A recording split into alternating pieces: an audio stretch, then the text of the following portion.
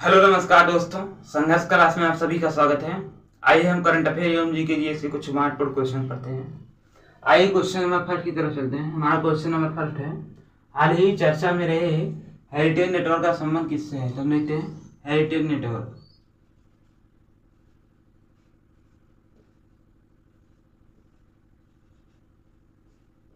Heritage network का संबंध पूछा है।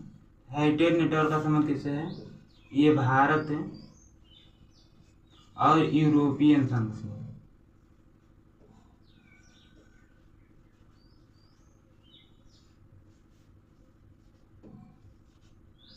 इसमें भारत और यूरोपियन संघ के मध्य इंजीनियर हो गया,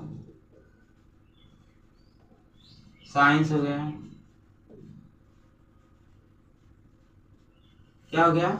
ये भारत और यूरोपियन संघ के मध्य इंजीनियरिंग हो गया, साइंस हो गया, डिजाइन हो गया,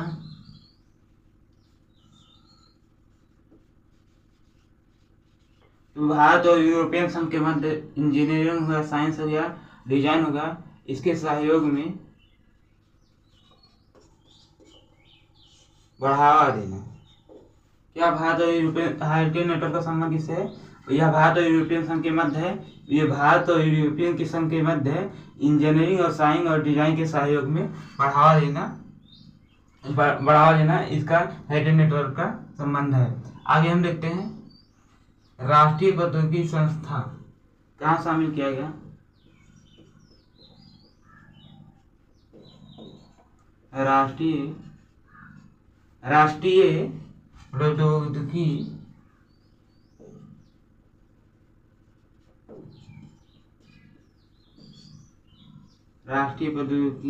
संस्था। इसमें कौन सा राज्य शामिल? इसमें कालीकट स्थान शामिल किया गया है। कौन सा है? राष्ट्रीय प्रौद्योगिकी संस्था। राष्ट्रीय प्रौद्योगिकी संस्था, इसमें कालीकट स्थान शामिल किया गया है।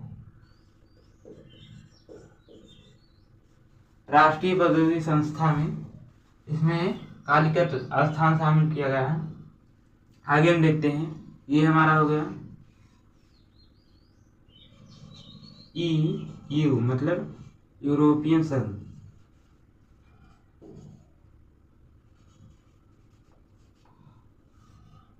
यूरोपियन संघ, इसकी स्थापना किस संधि से हुई थी? तो इसकी स्थापना रोम की संधि से हुई थी।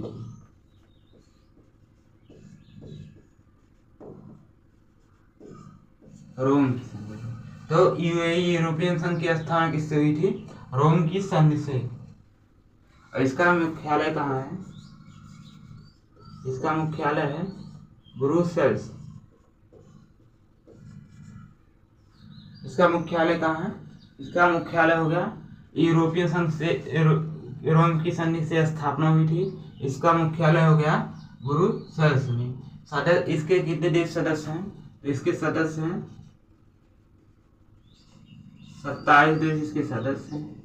और इसकी मुद्रा क्या है? यूरोपियन संघ की। तो इसमें 27 देश सदस्य हैं इसके, और यूरो इसकी मुद्रा है। यूरोपियन संघ क्या है? यूरो। हम फिर से देखते हैं, हेरिटेज नेटवर्क किससे संबंध है? भारत और यूरोपियन संघ से।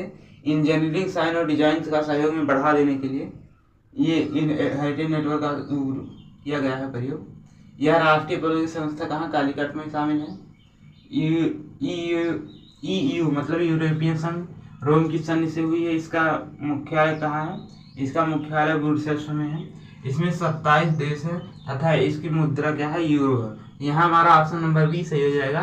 भारत और यूरोपियन संघ के मध्य हेरिटेज नेटवर्क का संबंध है। आइए हम क्वेश्चन नंबर 2 की तरफ चलते हैं। क्वेश्चन नंबर 2 है, हाल ही में 100% रेल विद्युतीकरण हासिल करने वाला 24वां राज्य या यूटी कौन सा है? तो हम देखते हैं, अभी गुजरात में पीएम मोदी जी गए हुए हैं।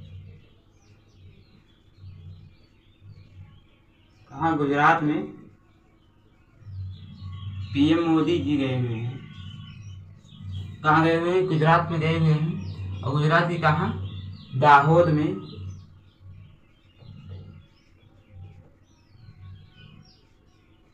कहा गुजरात के दाहोद में भारत की पहली भारत की पहली 9000 हाथ पावर्स की दाहोद में भारत की पहली 9000 हाथ पावर इलेक्ट्रॉनिक इंजन की फैक्ट्री का उद्घाटन किया। कितने? 9000 इलेक्ट्रॉनिक इंजन फैक्ट्री का उद्घाटन किया।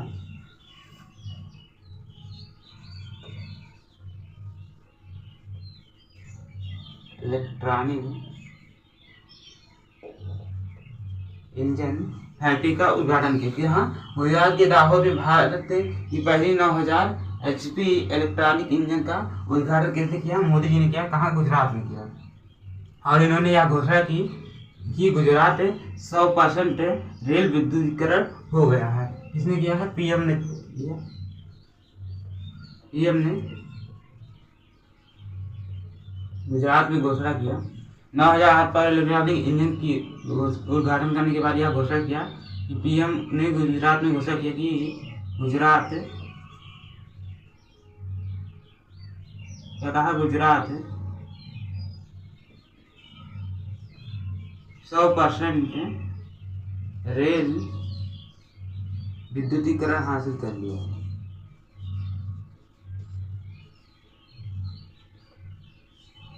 विद्युतीकरण हासिल कर लिया है या हो गया।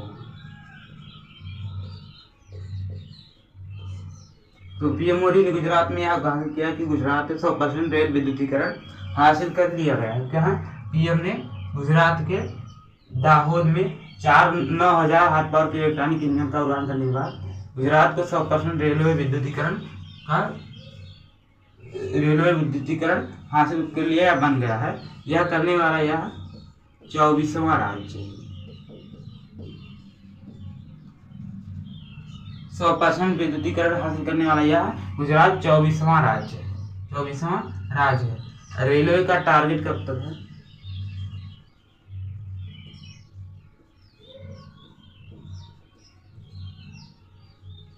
रेलवे का टारगेट कब तक है? रेलवे का टारगेट कब तक है? सभी राज्य में रेल विद्युतीकरण करना। रेलवे का टारगेट कब तक है? शून्य शुद्ध, इसमें कह लेते हैं, शून्य शुद्ध कार्बन उत्सर्जन। शून्य शुद्ध कार्बन उत्सर्जन करना, यानी कि जितना कार्बन उत्सर्जन करना उसको उतना अवशोषित प्रयोग में ले लेना। तो रेलवे का टारगेट कब तक है? ये है 2030 तक। 2030 तक रेलवे पूरी तरह विद्युतीकरण हासिल कर लेगा। और रेलवे का टारगेट कब तक है? शून्य कार्बन उत्सर्जन शुद्ध है, तो ये 2030 तक है। इसलिए आप लिखते हैं भारत कब तक है? भारत का शुद्ध कार्बन उत्सर्जन का लक्ष्य कब तक है? ये है उत्सर्जन का लक्ष्य कब तक है? ये है 2070 तक। 2070 तक भारत का लक्ष्य है शुद्ध कार्बन उत्सर्जन करना, मतलब जितना कार्बन उत्सर्जन करना उसका प्रयोग कर लेना। शून्य कार्बन, भारत का लक्ष्य है शून्य कार्बन उत्सर्जन। भारत का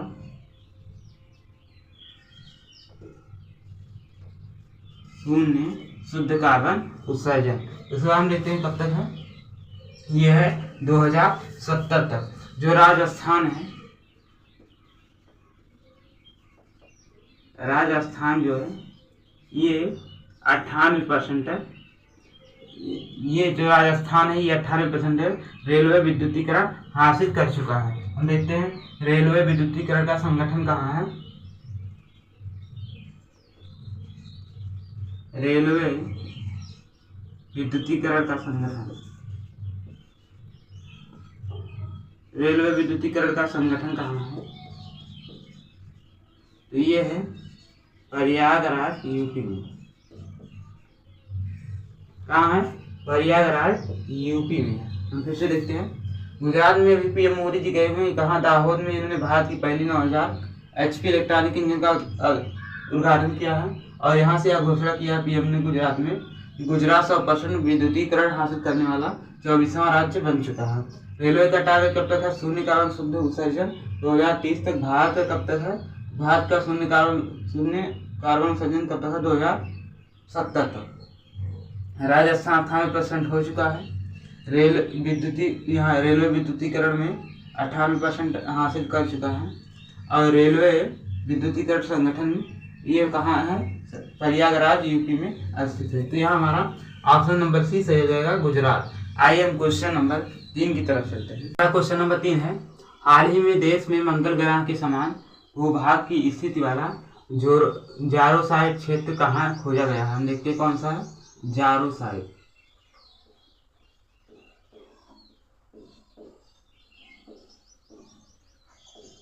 जारोसाइट यह क्षेत्र कहाँ खोजा गया है? यह गुजरात में खोजा गया है। गुजरात के कहाँ?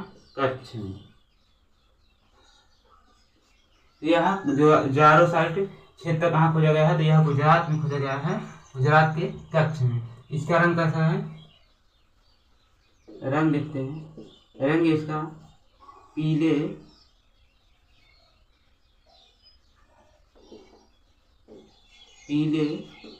भूरे रंग का। तो जारोसाइट स्थान गुजरात कच्छ में खोजा गया। इसका रंग है पीले और भूरे रंग का है। इसका रंग कैसा है?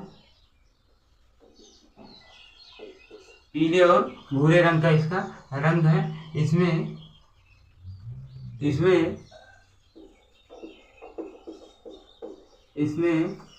किसका? जारोसाइट स्थान गुजरात कच्छ में खोजा गया। इसका रंग पीले भूरे रंग का है। इसमें पोटेशियम, लोहा और सल्फेट प्रचुर मात्रा में पाए जाते हैं। क्या? पोटेशियम,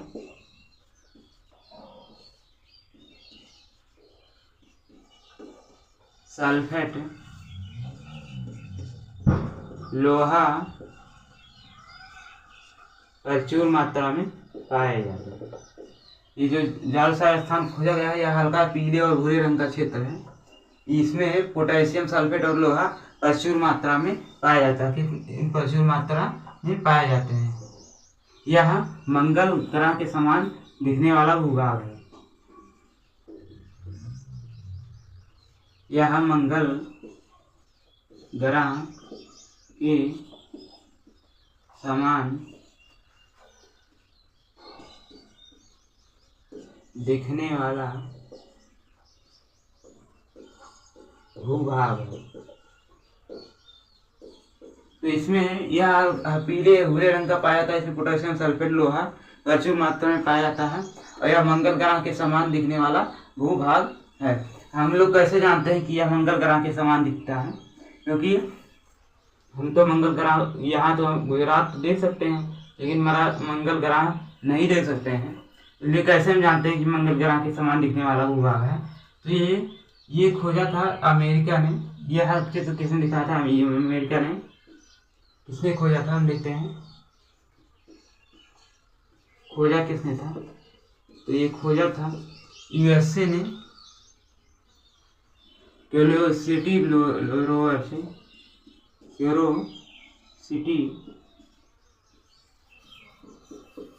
रोवर से खोजा था। इससे यूएसए ने मंगल ग्रह पे कौन क्यूरियोसिटी रोवर भेजा था? कौन सा क्यूरियोसिटी रोवर भेजा था? और गिले क्रेटर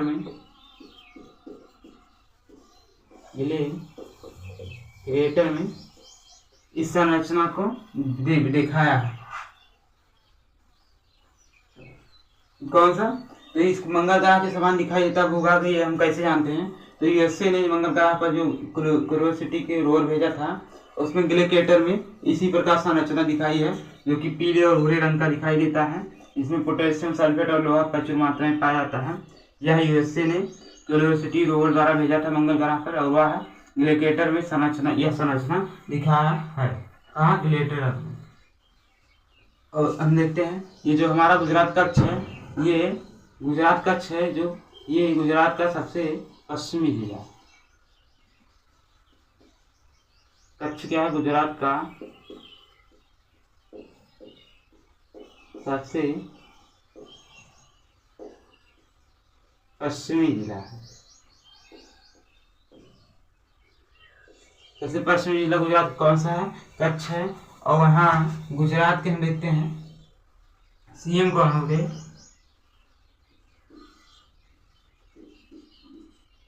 गुजरात के सीएम। तो गुजरात के सीएम कौन है? तो ये हैं भूपेंद्र पटेल, श्री भूपेंद्र पटेल। तो वर्तमान में गुजरात के सीएम कौन है? ये है श्री भूपेंद्र पटेल। यहाँ का हम लोग लोक नृत्य देखते हैं गुजरात का। लोक नृत्य ये हो गया, गरबा हो गया और डांडिया। गरबा, डांडिया। तो लोक नृत्य कौन सा है? गरबा है और डांडिया देखते हैं। अभी गुजरात में चारों साइड, गुजरात कच्छ में इसकी खोज हुई है। यह पीले भूरे रंग का दिखाई देता है। कच्छ सबसे पश्चिमी जिला है गुजरात का।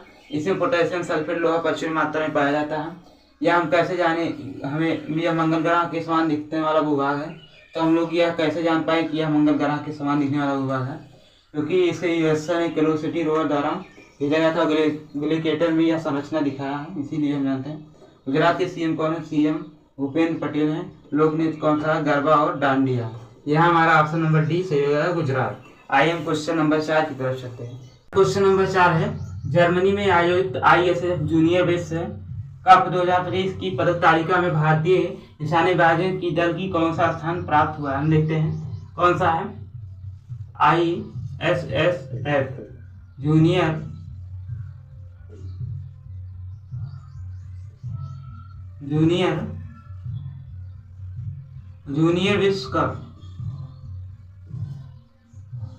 विश्व कप 2025 में निशानेबाजी को कौन सा स्थान मिला है?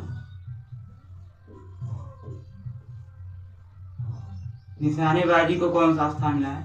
सबसे पहले हम देखते हैं आयोजन कहाँ हुआ है। तो यह आयोजन कहाँ हुआ है?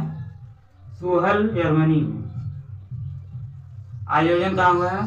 सूहल, जर्मनी में आयोजन हुआ है। तो आयोजन कहाँ हुआ है ISSF का? तो ये हुआ है सूहल, जर्मनी में इसका आयोजन हुआ है। भारत का स्थान देखते हैं।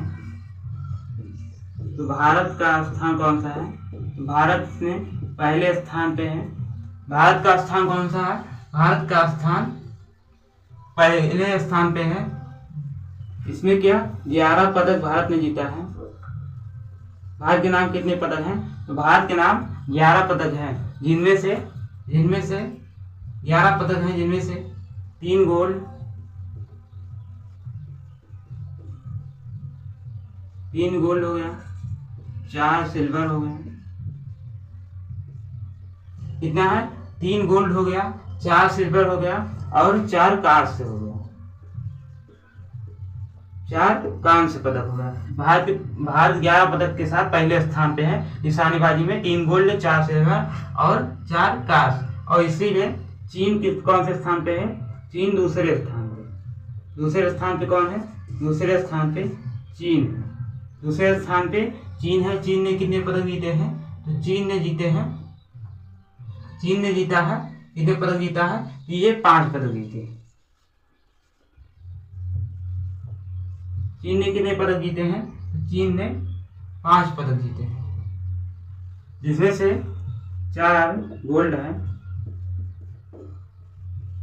0 सिल्वर है और 1 कांस्य पदक। तो चीन कितने दूसरे स्थान 5 पदक जीते हैं, 4 गोल्ड, 0 सिल्वर, 1 कांस्य के साथ कितने 5 पदक जीते हैं चीन ने। भारत ने 11 पदक। यहाँ हम देखते हैं। उसके बाद ISSF का फुल फॉर्म देखते हैं। ISSF का फुल फॉर्म देखते हैं। ये है अंतरराष्ट्रीय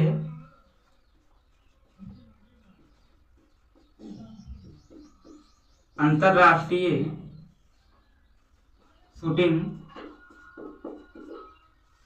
ISSF फुल फॉर्म क्या है? ये है अंतरराष्ट्रीय shooting sport federation. Sport federation. हम देखते हैं कौन सा है। ISSF का फुल फॉर्म है अंतरराष्ट्रीय शूटिंग स्पोर्ट और फेडरेशन। ये ISSF का फुल फॉर्म है। इसका भाई मुख्यालय कहाँ है? तो इसका मुख्यालय कहाँ है? इसका मुख्यालय है म्यूनिक जर्मनी में। कहाँ मुख्यालय है? यह इसका मुख्यालय है म्यूनिक जर्मनी में, इसका मुख्यालय है। तो ISSF का मुख्यालय कहाँ है? म्यूनिक जर्मनी में। स्थापना कब हुआ था? स्थापना 1907 में हुआ। स्थापना कब हुआ था? तो स्थापना हुआ था 1907 में। हम देखते हैं ISSF जूनियर विश्व कप 2025 निशानेबाजी में भारत का पहला स्थान है। सुहल जर्मनी में इसका आयोजन हुआ। भारत का पहला स्थान है 11 पदक के साथ, 3 गोल्ड है, 4 सिल्वर और 4 कांस्य है। चीन का दूसरा स्थान है, 5 पदक है, 4 गोल्ड है, 0 सिल्वर 1 कांस्य है। इसे ISSF है अंतरराष्ट्रीय शूटिंग, इसका फुल फॉर्म है अंतरराष्ट्रीय शूटिंग स्पोर्ट फेडरेशन। इसका मुख्यालय कहाँ है? म्यूनिक जर्मनी में। इसकी स्थापना 1907 में हुई है। तो भारत का स्थान कौन सा है? पहला स्थान। आइए हम क्वेश्चन नंबर 5 की तरफ चलते हैं। 5 है, हाल ही में भारतीय सेना ने पहला FM रेडियो स्टेशन पंचशूल का प्लस का प्रारंभ कहाँ किया है? तो कौन सा है?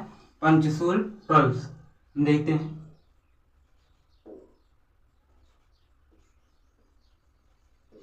पंचशूल पल्स है।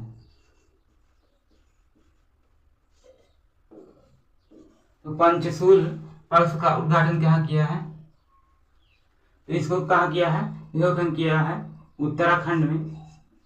उत्तराखंड में यह भारतीय सेना का, देखते हैं उत्तराखंड में किया है। यह उत्तराखंड में भारतीय सेना का पहला FM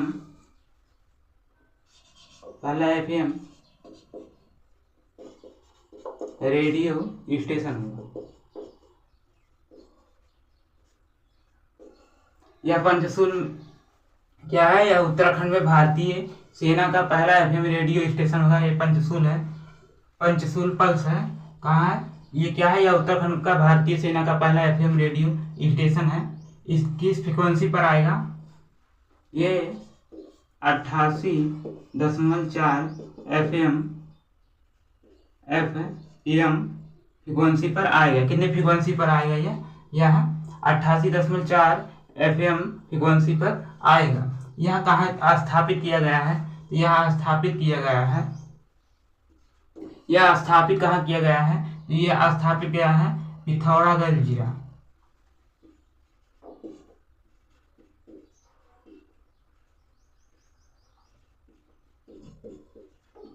कहाँ स्थापित किया गया है? यह स्थापित किया गया है, यह स्थापित किया गया है पिथौरागढ़ जिला। पिथौरागढ़ जिला उत्तराखंड में। कहाँ स्थापित किया गया है? पिथौरागढ़ जिला उत्तराखंड में स्थापित किया गया है। भारतीय सेना का पहला radio station FM radio station कहाँ स्थापित किया गया है? यह स्थापित किया गया है पिथौरागढ़ जिला उत्तराखंड में। यह क्यों स्थापित किया गया है? सीमावर्ती क्षेत्र में जागरूकता, सीमावर्ती क्षेत्र में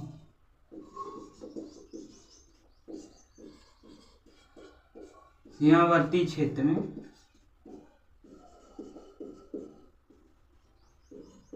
जागरूकता बढ़ाने के लिए। तो क्या? सीमावर्ती क्षेत्र में जागरूकता बढ़ाने के लिए, सीमावर्ती क्षेत्र में जागरूकता बढ़ाने के लिए। तो देखते हैं, ये हमारा हो गया पंचशूल पल्स का किस लिए? उत्तराखंड में भारतीय सेना का पहला FM रेडियो स्टेशन है। इसकी फ्रीक्वेंसी 8.4 FM पर आएगी। पिथौरागढ़ जिले में उत्तराखंड में चालू किया गया। ये क्यों चालू किया गया? सीमावर्ती क्षेत्र में जागरूकता बढ़ाने के लिए। यह हमारा ऑप्शन नंबर डी सही हो जाएगा, उत्तराखंड। उत्तराखंड से कौन कौन से देश सीमा बनाते हैं? तो हम देखते हैं उत्तराखंड से कौन कौन से देश सीमा बनाते हैं। तो ये हो गया चीन और नेपाल।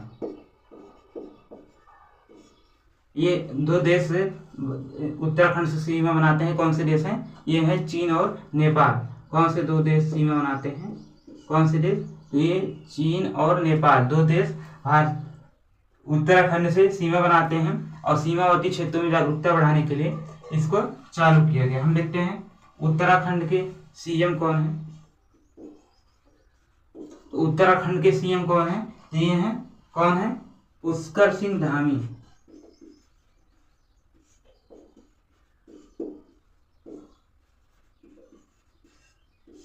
तो उत्तराखंड के सीएम कौन है? ये है पुष्कर सिंह धामी।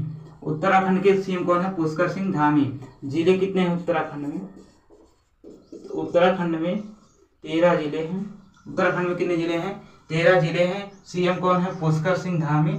और यहाँ पड़ोसी देश कौन से हो गए? तो चीन और नेपाल है। और इसे उत्तराखंड को ही देव की भूमि कहा जाता है। उत्तराखंड को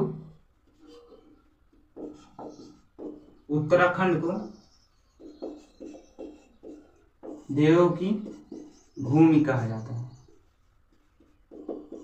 देवों की भूमि किसे कहा जाता है? उत्तराखंड को। हम फिर से देखते हैं। पंचशूल पल्स उत्तराखंड में भारतीय सेना का पहला एफएम रेडियो स्टेशन है। इसकी फ्रीक्वेंसी किस पर आएगी? 80.4 एफएम पर आएगी। पिथौरागढ़ जिले में स्थापित किया गया। उत्तराखंड के सीमावर्ती क्षेत्र में जागरूकता बढ़ाने के लिए किया गया है। इसका अंतर्राष्ट्रीय सीमा चीन और नेपाल से लगता है। यहाँ उत्तराखंड के सीएम कौन है? पुष्कर सिंह धामी। उत्तराखंड में 13 जिले हैं।